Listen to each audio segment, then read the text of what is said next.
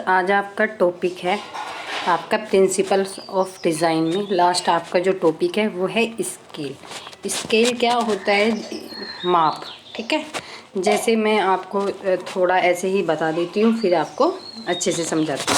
तो जैसे आपका स्केल होता है तो ये क्या कहलाता है? ये बुद्धिमान लोचक कहलाते हैं जो आपका स्केल होता है, क्योंकि ये आपके भवन क्या होते हैं, बहुत उत्तम होते हैं। तो क्या है, वो बिना स्केल के थोड़े ही बन जाते हैं। तो जिसके भी भाग उपयुक्त होते हैं, मतलब जितने भी आपके इसके हाउस के घर रूम्स होते हैं, वो क्या होते हैं, माप के थ्रू भागों में उपयुक्त करते हैं। या आप बोलते हो या टेबल कितने माप की है, इसे इस रूप में माप का अर्थ बन जाता है। और इन सभी एक तत्वों को आकार जो कि उसकी रचना का निर्माण करते हैं, या एक ही रूप में बनावट के साथ साथ उनके आकर्षक संबंध हो, साथ ही एक दूसरे के साथ उनका आकर्षक संबंध हो। ठीक है, ये आपके माप होता है। तो जो माप को आप पैमाना भी बोलते हो। पैमाना का तात्पर्य दो या दो से अधिक वस्तुओं के बीच संबंध से है। स्केल वास्तुकला और आंतरिक डिज़ाइन में महत्वपूर्ण है, क्योंकि ये अनुशासन कई मानक मापों जैसे बेंच हाइट्स, दलान की चौड़ाई और कुर्सी के आकार के साथ साथ काम करते हैं। मतलब पैमाना जो हो गया आपका स्केल है, तो इससे क्या होता है, तात्पर्य यही इन्होंने बताया कि दो या दो से अधिक वस्तुएं, मतलब एक या दो से अधिक। ठीक है, उसमें क्या होगा, जो वस्तुओं के बीच में संबंध होते हैं, जब दो वस्तु या दो से अधिक जो वस्तु होंगे उनके बीच में एक संबंध पाया जाता है, वो क्या होता है, हमारा माप होता है। और जो हमारी माप है वो आपको वास्तुकला में भी पाई जाएगी, और आपको जो आप इंटीरियर डिज़ाइन के में भी उसका महत्वपूर्ण योगदान है।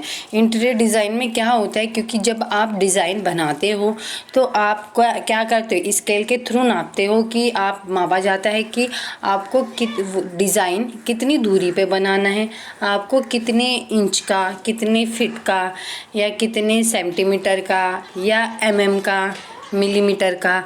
ये सब क्या होते हैं, आपके स्केल होते हैं, जिसके अकॉर्डिंग आप जो हमारे इंटीरियर डिज़ाइन होता है उसमें उपयुक्त करते हो। क्योंकि ये अनुशासन के कई मानक माप जैसे बेंच, आप जब कुछ भी आप बनाते हो बिना स्केल के कोई भी वर्क नहीं किया जाता, ये भी आपको पता है। जैसे आपकी बेंच होती है, क्या होगी, बेंच भी आपको ये पता होता है कि कितनी की बेंच है। या मैंने आपको इंटीरियर डिज़ाइन में बताया था कि आपका बेड इतने इंच का होता है, आपकी जो स्टूल है 2x2 की होते हैं, या आपका बेंच है वो कितने बाई स्केल की होती है। आपकी जो हाइट है एक व्यक्ति की, वो भी स्केल से ही नापी जाती है। किसी वस्तु की लंबाई चौड़ाई, या हमारे कुर्सी का जो साइज़ होता है, हर उसमें हमारा क्या करता है, हमारा स्केल यूज़ में लाया जाता है। इसमें ये भी बताया गया है कि अलग अलग आकार और ऊंचाई में अन्य तत्वों के साथ इन मानक आकारों के तत्वों को परेशान कर एक आंतरिक और कुछ वास्तव में मज़ेदार दृश्य में रुचि पैदा कर सकता है। मतलब अलग अलग साइज़ में आप या ऊंचाई में कुछ भी चीज़ें बनाते हो तो उनके अलग अलग साइज़ आकार होते हैं, जिनके तत्वों के थ्रू आप इंटीरियर डिज़ाइन करते हो। और उसमें ये भी होता है कि आपको ये डिज़ाइन किस तरीके से करने होते हैं, क्योंकि आपके जो स्ट्रक्चर होते हैं उनका जो आकार होता है, साइज होता है, वो उत्तम अनुपात का होना चाहिए, या आपकी जो दूसरी वस्तुएं हैं जो उनके साथ एक दूसरे से जुड़ी हो, संयोग की हुई हो, वह भी एक अनुचित अनुपात पर होती है। तो हमारे माप में वो भी रखते हैं। इस सिद्धांत को रोज़मर्रा के डिज़ाइन पर लागू करते समय विशेष रूप से कलाकृतियाँ, पौधों और नकारात्मक स्थानों के आकार पैमानों के साथ खेलने का आनंद लेता है।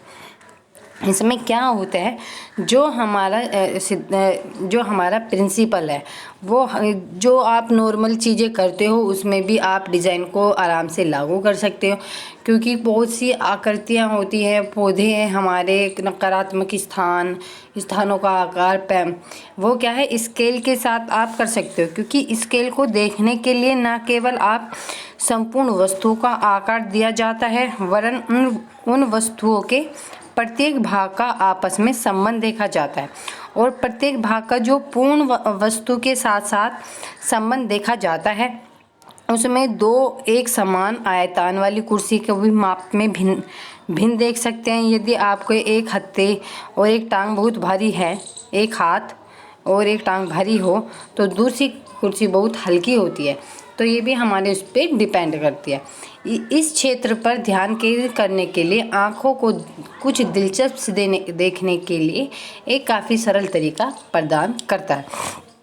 इसमें क्या होता है, जो हमारे डिज़ाइनर के लिए हमने जो माप के जो अर्थ हैं, जो हमारा फर्स्ट एक तरीके से अर्थ होता है, वो क्या होता है, माप का अर्थ छोटे पैमाने पर जो आपके छोटे पैमानों का उपयोग बड़े परिणामों को अभिव्यक्त करने के लिए होते हैं। या एग्जाम्पल आप देख सकते हो, जैसे आप प्लानिंग बनाते हो और उसमें रेखा चित्र में आप छोटे छोटे डायमेंशन जो आपके परिणाम होते हैं, आप डायमेंशन का यूज़ करते हो और एक पूर्ण साइज की वस्तुओं को दर्शाने के लिए आप उसका यूज़ करते हो। तो वो जैसे आपका भवन है, ठीक है, आप क्या करोगे, मानचित्र में, रेखा चित्र में या बड़ी वस्तु जैसे आपके पहाड़ को दर्शाने के लिए आप छोटे माप का यूज़ करते हो, मतलब छोटे स्केल का आप यूज़ करते हो। जो स्केल का शब्द का जैसे दूसरा अर्थ मैं बताती हूँ, जो कि यह डिज़ाइन के सिद्धांत से भी संबंधित है। इसमें क्या होता है, वस्तुओं का एक दूसरे के साथ और व्यक्तियों के साथ संबंध स्थापित किया जाता है ना। जो हमारा न्यूयॉर्क की एम्पायर स्टेट बिल्डिंग है, वो यदि इंग्लैंड के छोटे से गांव में हो तो निश्चित ही उसकी जो साइज है वो अधिक दिखाई देगी और बच्चे के छोटे से कमरे में से बड़े आकार का डबल बेड पलंग स्केल में बड़ा दिखाई देगा। तो हमारा स्केल इसलिए इम्पोर्टेंट होता है।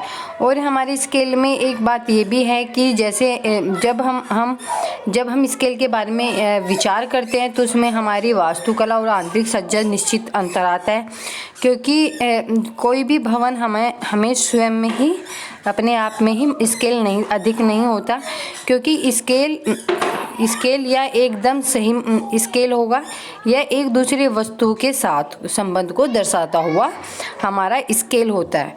क्योंकि आप फॉर एग्जांपल ये भी हो सकता है कि एक भवन का दूसरे भवन के साथ, या एक भवन का जो हमारी भूस्थल सज्जा होती है, जिसको आप होम फिनिशिंग बोलते हो, कोई भी इसमें आप इंटीरियर जो पार्ट्स होते हैं उसका अस्तित्व के अकॉर्डिंग किया जाता है। तो जब हमारे क्या होते हैं, हमारे जो स्केल होते हैं छोटी छोटी चीज़ों पे होते हैं, जैसे माप आपका स्केल एंड कलर होता है। इसमें क्या होता है, अलंकरण और रंगों के पोत का उपयोग करते समय ही सही माप का ध्यान रखना आवश्यक है, चूँकि कुछ रंग वस्त्र के वास्तविक आकार में परिवर्तन ला देते हैं या उसके माप पर प्रभाव डालते हैं। रंग किसी भी वस्तु के माप का निर्धारित तत्व होता है। फॉर एग्जांपल, जैसे कि एक कुर्सी आम डिज़ाइन की है और उसका अनुपात उस विशिष्ट दीवार के साथ स्थान की दृष्टि से एकदम सही माप का है, उसके सामने उसे रखा जाना है। हम यह एक काल्पनिक करें और उसको चमकदार रंग प्रदान करें। या हमारा ये हो सेकंड हमारा स्केल और टेक्सचर हो सकता है। इसमें सही टेक्सचर का भी महत्वपूर्ण होता है, क्योंकि ये रंग के ही समान वस्त्रों का पोत में कुर्सी को लंबा या छोटा दृष्टिगत कर सकता है। दीवारों के आच्छादन का पोत उसे अंग आगे बढ़ाने या उसे पीछे हटाने वाले को दिखाता है, और उसी का जो टेक्सचर भी हमारे जो स्केल होते हैं उसको सही और गलत दर्शाता है। वहीं पे आपके आता है माप और नमूने। इसी तरीके से आपका जो नमूने का आकार है उस कमरे के आकार, डिज़ाइन और फर्नीचर के आकार के साथ संबंधित होना चाहिए जिसमें उसे रखा जाता है। छोटी दीवार पर वॉलपेपर के साथ बड़े नमूने की आवश्यकता से अधिक शक्तिशाली देखने लगते हैं। लैंप और अन्य परिसज्जाओं को भी कमरे एवं फर्नीचर के साथ उचित माप का होना आवश्यक है। माप के गलत उपयोग के भी उदाहरण हो सकते हैं। बड़ी दीवार पर छोटी सी खिड़की है ना, या छोटी सी टेबल पे आप बड़ा सा फूलदान रखते हो, बड़े से फूलदान में आप छोटे फूल रखते हो, तो ये क्या करते हैं, हमारे स्केल का गलत यूज़ हो जाता है। ठीक है, जब हम कोई भी इंटीरियर करते हैं तो उसमें हम छोटी छोटी चीज़ों को ध्यान में रखते हैं। लंबाई, चौड़ाई, मोटाई, इन सब के बिना हमारा स्केल अधूरा रहता है। और हमारे इंटीरियर जो डेकोरेटर जो हमारे होते हैं, यदि इसमें माप की सावधानीपूर्वक उपयोग में नहीं लाया जाता तो उसे स्थान नष्ट हो जाता है। और चूँकि ऊंची छत वाले स्थान पर या शाही अनुपात वाले आंतरिक स्थान पर हमेशा ऐसा माप नहीं होता जिनकी हमें इच्छा करते हैं, या वास्तव में छोटे स्थान में बहुत ऊंची वस्तु जो छत होती है कमरे के, उसको फेंका हुआ दिखाते हैं, वो अनुपातहीन हो जाता है आपका। ऐसे ही हमारे जो छोटे समूह होते हैं या व्यक्तिगत यूज़ में जो स्थान हम लाते हैं, उनको इंटरमीडिएट स्केल को पसंद करते हैं। अधिकतर घरों में जो ज़मीन होती है उससे संबंधित होता है। जो राजा और जो हाई मिडिल के व्यक्ति होते हैं वो क्या करते हैं, बड़े बड़े भवन मकान बनाते हैं और वे अपने निजी कमरे को भी सामान्य माप के अनुपात ही वो बनवाते हैं। इससे क्या होता है, हमारे स्केल से हमारे जो वातावरण में स्केल का परिवर्तित करने की आवश्यकता हमारे जो मनोवैज्ञानिक और शारीरिक है। छोटे प्रवेश स्थान को क्रियात्मक लाभ भी होता है कि बड़ा आंतरिक जो भाग होता है उसको हम प्राप्त कर सकते हैं।